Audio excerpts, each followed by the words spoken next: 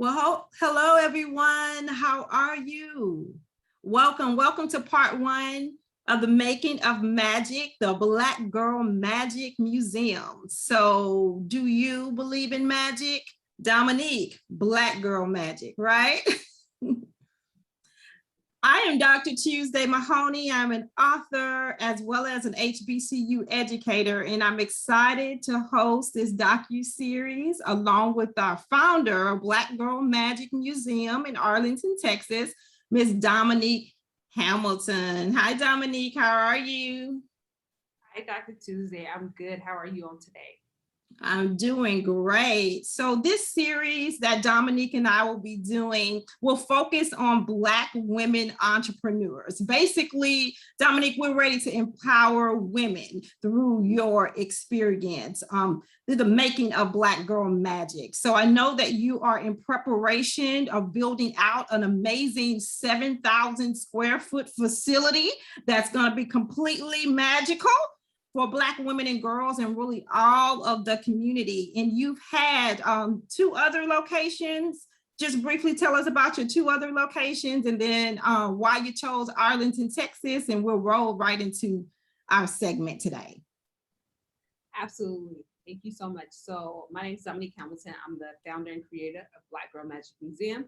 And one of the reasons, so our two locations, one was Mesquite, Texas, and the other one was Shreveport, Louisiana, where I was able to meet the fabulous Dr. Tuesday.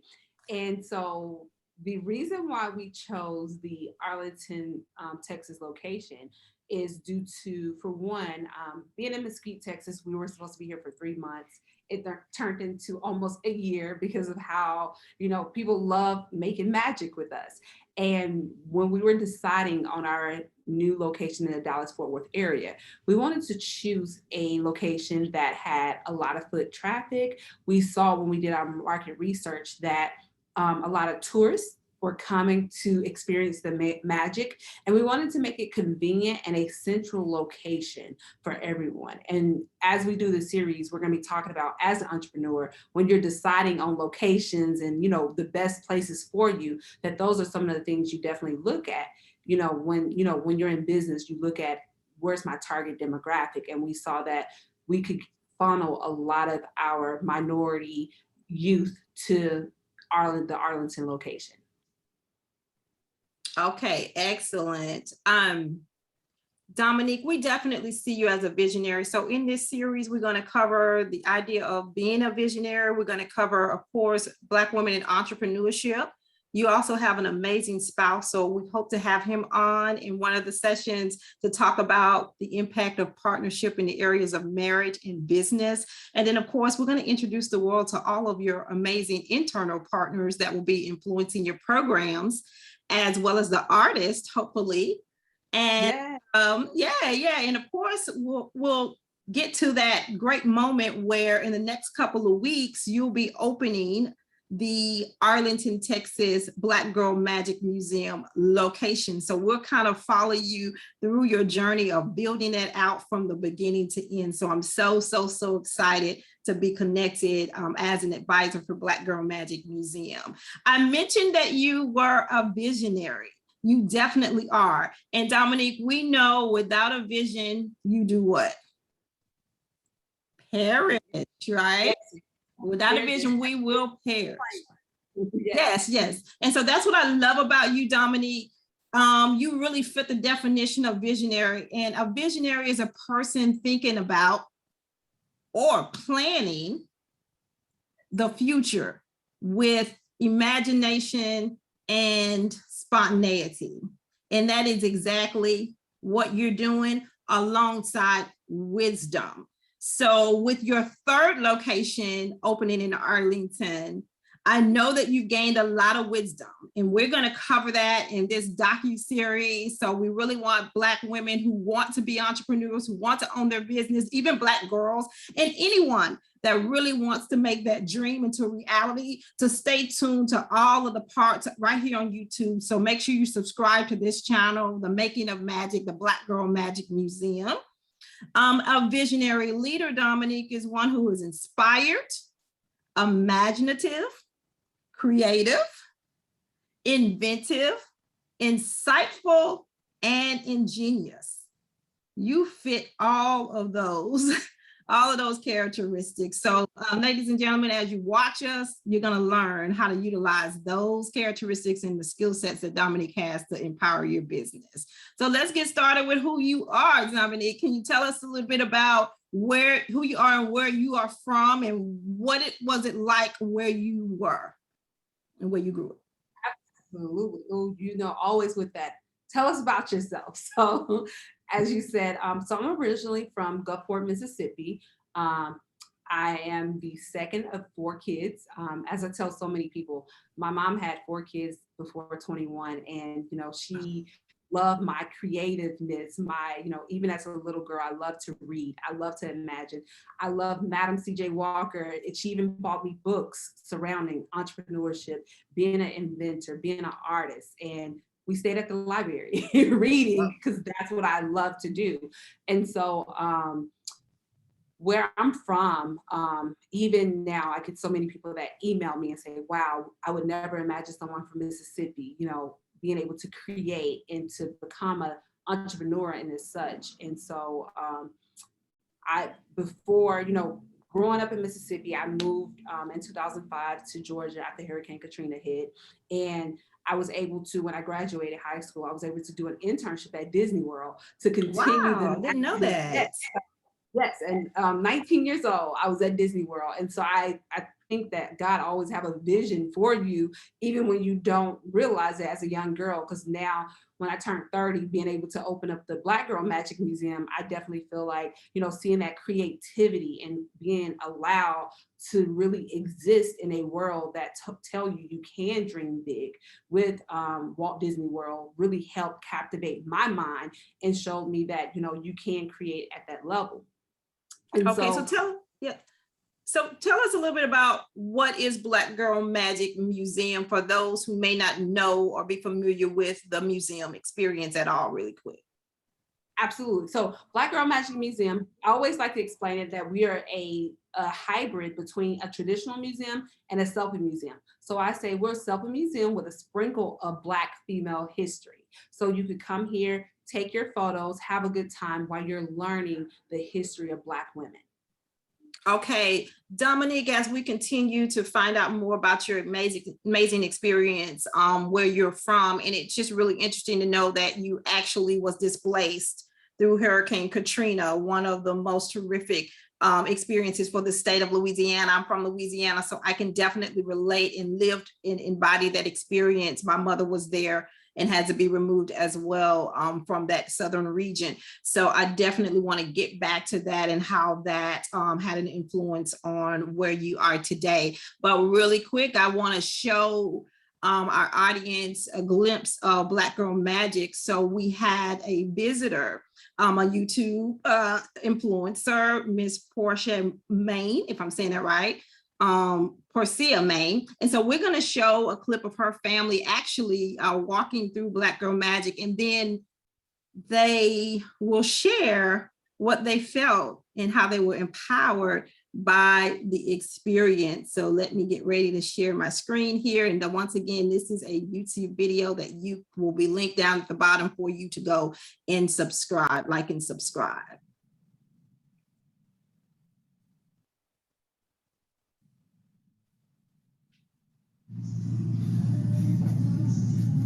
The most, I don't know what that, neglected, The most disrespected person in America is the Black woman. The most unprotected person in America is the Black woman. Neglected person is the Black woman. Mr. Malcolm X said that. Is that bad? Yeah, it is pretty bad. Nobody takes care of us. Yeah, it does. Yeah, I mean like society. We're lonely. Oh, now my black roses. Cold. Is that cold?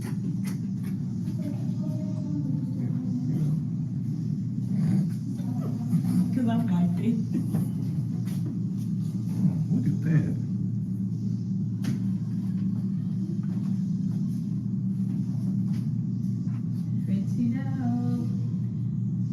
What's that? Yeah. What's the pizza?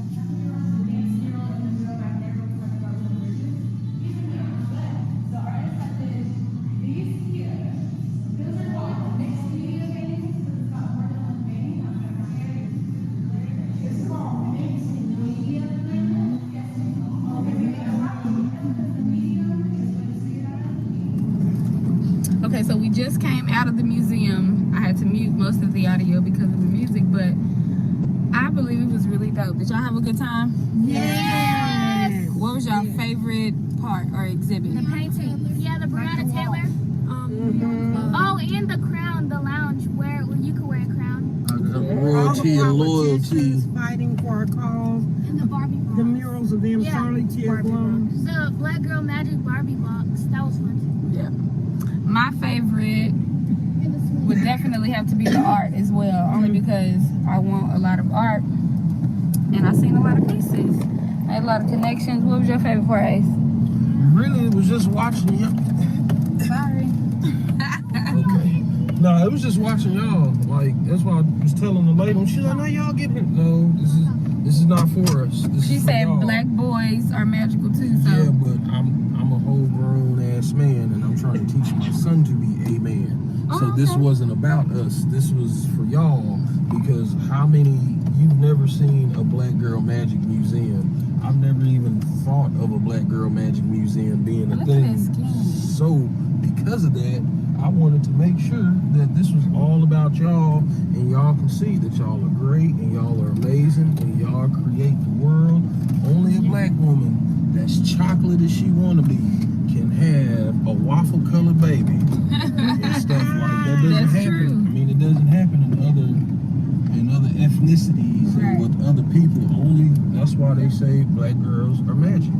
So I just enjoy watching y'all and seeing the girls interact and ask questions and stuff. I was like, all right, that's what I'm talking about, man.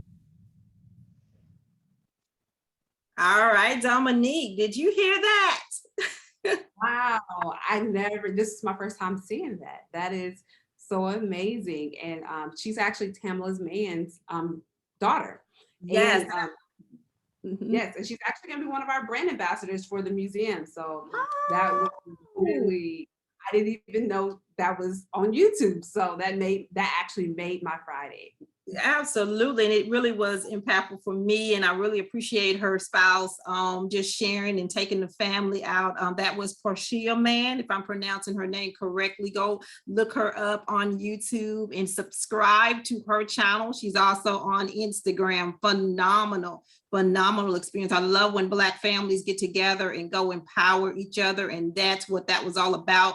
The museum, yes, it is for Black women and girls, but Dominique is also for Black men, anyone of any culture, to go and learn about the Black girl and women experience through your museum. How do you feel about that? Absolutely, yes. That it's for And that's everyone. really, it's for literally everyone to, with Black women and girls to come and be inspired, to be uplifted, but also for everyone to come out to learn, to be educated on Black women, because for so long, we're not represented on TV in a lot of different spaces and places. So you can come here and be educated, no matter what your ethnicity is. You can come to Black Girl Magic Museum. And I love how Miss Mann made sure that her daughters, her beautiful Black daughters, that shared how influenced they were after walking through the museum. I love how she was able to allow them to have that candid experience. So let's get back to you, Dominique. I really want to draw into who you are and the little Black girl that you were growing up in Mississippi. So can we talk a little bit? And Black girls, they definitely go through a lot with our stereotypical issues that are still placed upon them in the areas of racism and colorism, and pretty much just belittlement, I think, in a way, and being degraded on a daily basis because of our melanin.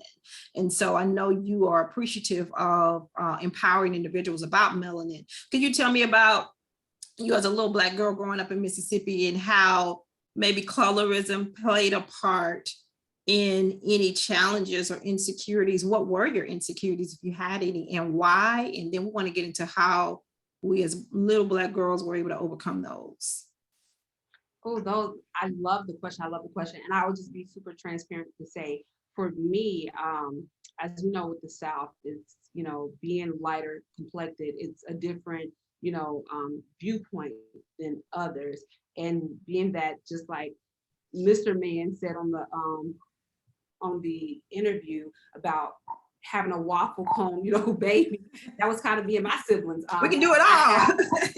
Yes, we can. And that is me and my siblings. We are literally the rainbow. And seeing with my darker complected, my sister has, she's rich in melanin, and seeing her being, picked on and looked at a certain type of way, and we're 18 months apart, very much affected me because I could see the difference in the way people would treat me than what they would treat her. So I would say I had more of secondhand experience when it came to colorism. I think that there's, certain notions that we dealt with colorism, but I feel like with me, I really didn't feel the impact until adulthood with colorism and things. But as far as growing up, when I was younger, I kind of dealt with it secondhand with my oldest sister and my youngest sister. They're both more of your, rich melanin and, more of a mahogany color. So. Yes, and I know me as a growing up as a little Black girl in Louisiana and being in a pretty much predominant white area and attending predominantly white schools, I can just remember from the age of 3 and 4 when, that discrimination and that racism really had influenced me and my self-esteem. So I had the lowest self-esteem, in my opinion. I just wasn't able to, I was the shyest girl, and it had a lot to do with internal insecurities. I really didn't know what it was stemming from, because as a kid, you just don't know. But now I recognize just being embodied by the stereotypical racism that we've experienced in this country as African Americans. That was one of the reasons why I couldn't speak up. I wasn't really allowed, or wasn't really, accepted that the Black girl in the class would speak up. So I was shy and just really limited throughout elementary, and it really affected my literacy levels. And me just being involved in learning how to be a little bit more social as a little kid, that was challenged. And so, Dominique, do you have any insecurities, or did you have any insecurities as a little kid? And what were some of the techniques that you used maybe to overcome that insecurity as a little Black girl? Absolutely. I think one, I would definitely say, when we talk about the Say My Name room, we have a wall called Leave It on the Wall, where things that you battled with and you held on to. And for me, being a Black girl with freckles was so hard. It was now it's so cute, Dominique. I love your freckles. People love the freckles, but growing up, people did not like freckles. And so it's challenging for me to see people, getting the surgeries to have the freckles and different things like that.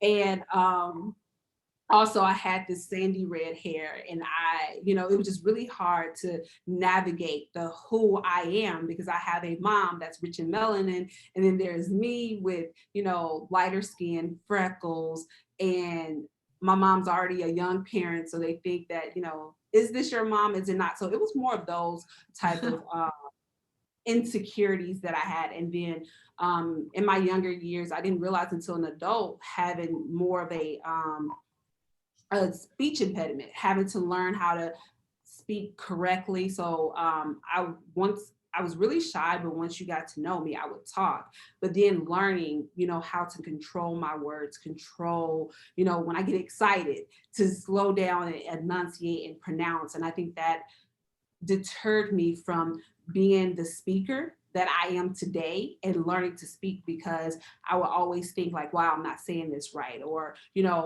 I already have this insecurities from, having the freckles and being different, and trying to navigate how do I fit in to this. And then, really looking on TV, you don't see, and then back then, in the early 2000s, you didn't see girls that looked like us on the TV. So finding that representation within, the magazines, the news, or just anywhere, you did not find that. So I think it was just really learning how to navigate. And I thank God for my mom. My mom, no matter what, complexion we were, she really taught us how to embrace who we were and to love, our skin, our hair, my freckles, but not until adulthood that I really just honed into that.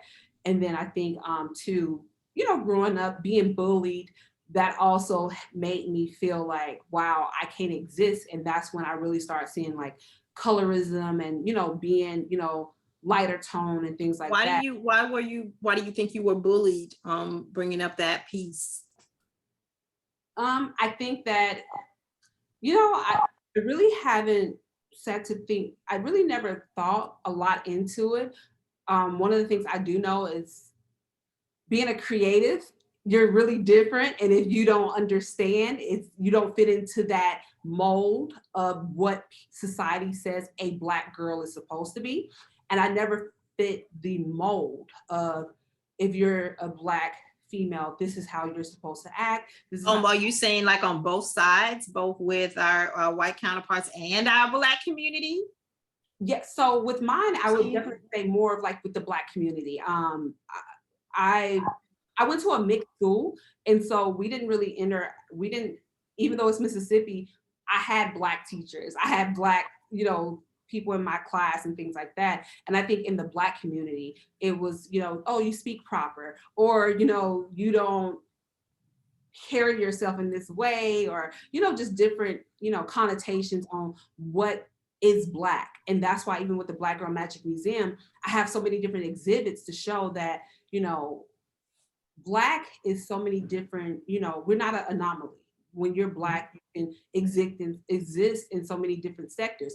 And even with my mom, she struggled to understand me because I love to read. I love to be in the library. And I remember when Matilda came out and I was like, oh, there's a girl that loves to read too. And it was just really weird that I didn't want to really play sports, or I didn't want to, I wanted to do the color guard. I wanted to do, theater and things like that. And I think that in our community, you don't really see people praising that as much. So, and that's why I'm so passionate about Black girls and boys being in the arts, because sometimes we don't want to dribble a ball, or we don't want to, play football. We want to read, we want to draw, we want to create. And with, pouring into that creative side, you can get someone just like me who creates a museum.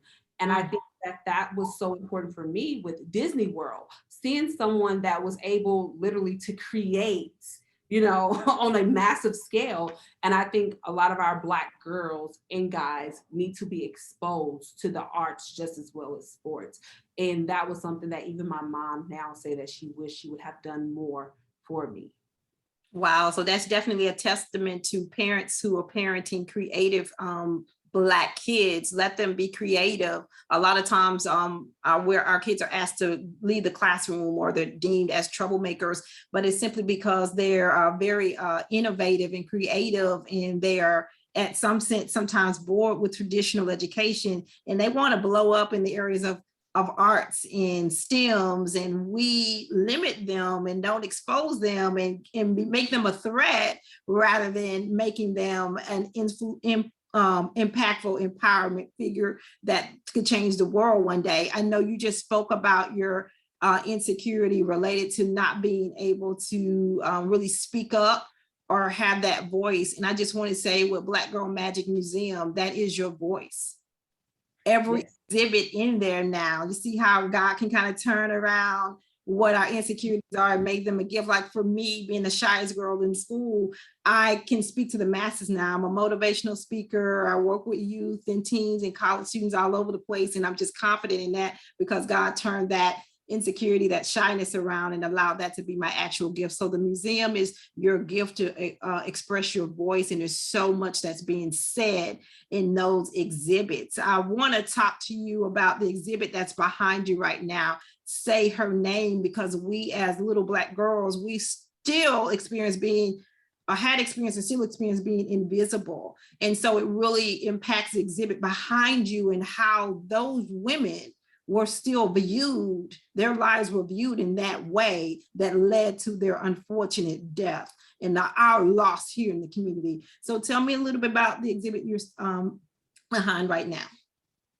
Yeah, so the Say Her Name exhibit, and I just want to say this, the Say Her Name exhibit is the reason why Black Girl Magic Museum exists. Last year, with the social unrest, I remember being in my house and just really praying, saying, God, how can I make impact? I've been an activist since a young girl, sticking up for people, sticking up, never really for myself, but for other people, and also wanting to educate people on, Black lives really mattering before it was even a hashtag. And so when we heard about Breonna Taylor in March, I was very hurt and disappointed.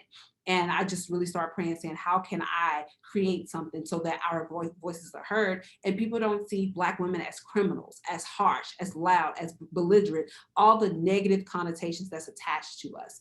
And so I remember reaching out to people and they were like, a museum is very, that's a huge goal. So I started going to a lot of pop-up museums in the area, and I saw that a lot of them were centered around more of white women, white culture and things. And I said, how cool would it be to create something for us? And so that people can learn in a very creative way that Black women have accomplished so much. And I put it to the side. And I remember last year when the trial for Breonna Taylor came up, and not even trial, they basically did not sentence anyone. And I remember going on social media and posting about it. And some people was like, they had their different opinions about it. And I felt like, once again, my voice was silenced. What I was saying was made to feel invalid. And I just went back to praying. I said, God, how can I create a space where Black women can say how they feel and not feel invalidated by what we're going through? And that's where I created the Say Her Name room, because when Black women are killed by the police, it's all over the media, the news, everyone's talking about it. But then a year later, there's nothing. 2 years later, there's nothing. So every pop-up museum we have for Black Girl Magic Museum, we will have the Say Her Name room, because we want to make sure that their lives, they didn't die in vain. We want to make sure we're honoring them. And also right behind me is a Tatiana Jefferson. And a Tatiana Jefferson, we actually opened up our first museum on her birthday. So that was a way that we honored a Tatiana Jefferson. She was actually at Xavier Medical School when she came home to, be with her parents, her grandmother, and she was killed by the police. And I just thought that would be a great way to honor all of their names. And with the Say Her Name room, we want to concentrate on legacy, because all three of these ladies were transitioning in their lives for the better.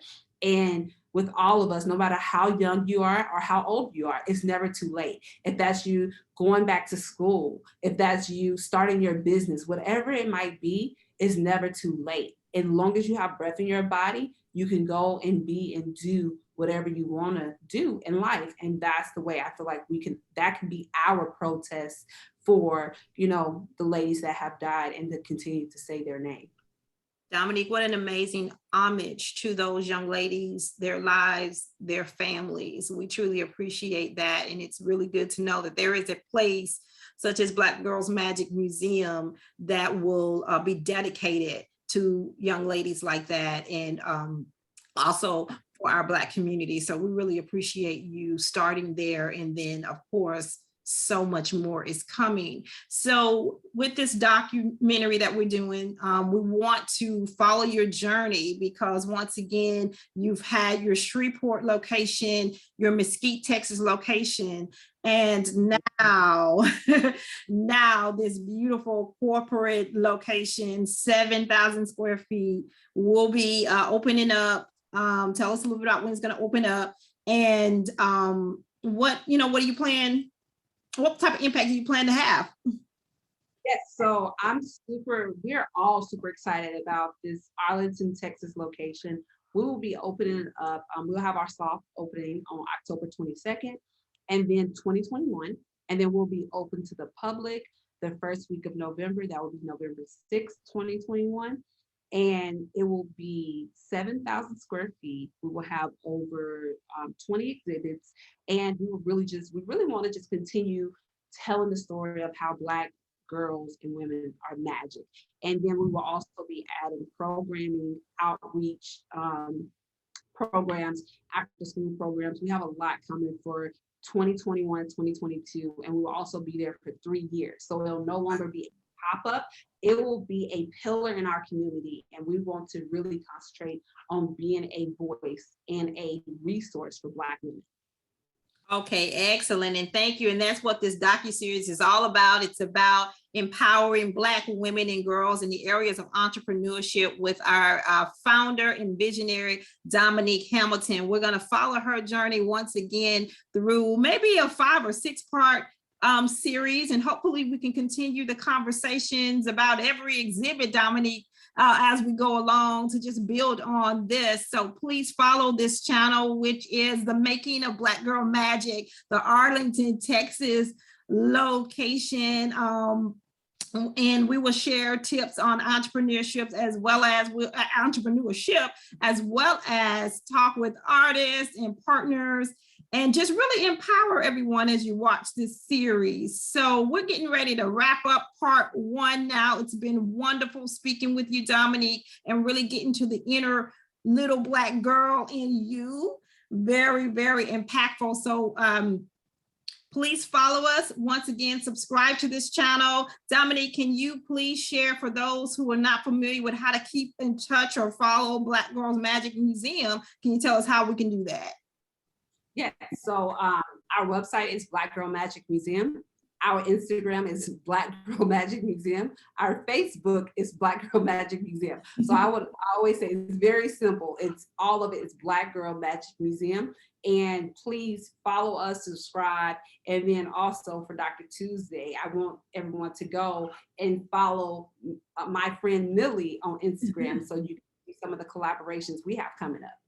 Great. I'm Dr. Tuesday Mahoney. Thank you so much for sharing today, Dominque. Once again, the Making of Black Girl Magic, we're going to talk about it from the ground up, how you open up a business, how you build a business. Next part 2, we're going to focus strictly on the purpose and kind of roll into what is entrepreneurship and how you, Dominque, became an entrepreneur and some of the other initiatives that you actually put in place and were able to impact girls and women all over the region and the world in general. So thank you, ladies and gentlemen. Once again, subscribe to this channel, subscribe, and come visit Black Girl Magic Museum in Arlington, Texas, located in the Dallas-Fort Worth area of Texas. Everything is done big in Texas. So we're getting ready to leave you now, but we'll see you. Look for part 2.